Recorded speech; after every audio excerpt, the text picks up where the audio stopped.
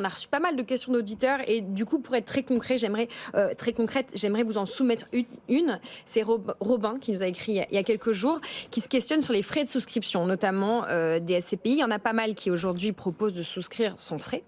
Et la question, c'est au moment de la revente, si on arrive à revendre, si on arrive à sortir, est-ce qu'il n'y a pas un risque que on se retrouve à payer plus tard des frais de souscription qui peut-être auront été réimposés aux gens qui auraient souscrit entre moi et ma sortie. Alors, la question des frais, c'est vrai, vous avez raison, revient extrêmement souvent pour les SCPI. Et puis finalement, on va quand même rappeler que les SCPI, on va travailler l'immobilier et que ça ne vous choquerait pas du tout si je vous disais que vous allez payer des frais de notaire si vous achetiez un appartement. Bah, je vais pas être contente. Voilà, mais c'est comme ça, c'est la loi et c'est la matière immobilière qui prédomine.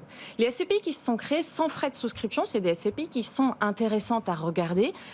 Il faut avoir, et ça vous pouvez le dire à vos auditeurs, il faut avoir la nuance précise de dire peut-être que je n'ai pas de frais d'entrée quand je vais souscrire, mais je peux avoir des frais de gestion sur certains de ces véhicules qui vont être légèrement majorés par rapport à la moyenne. Donc, on détient une SCPI 17 ans en moyenne, donc à voir si 17 ans en moyenne, donc à voir si effectivement le surplus de ces frais de gestion est à pondérer en fonction de la SCPI.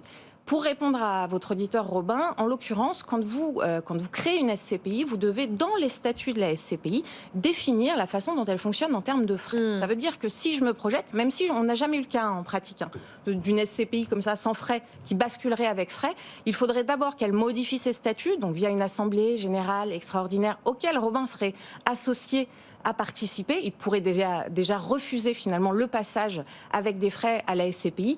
Et je pense qu'il aurait de toute façon largement le temps de pouvoir sortir du véhicule avant d'être confronté à cette hypothèse de frais. Mais je pense que quand on est dans une philosophie de société de gestion de créer un véhicule sans frais, il n'y a pas de raison de le concevoir différemment dans la durée.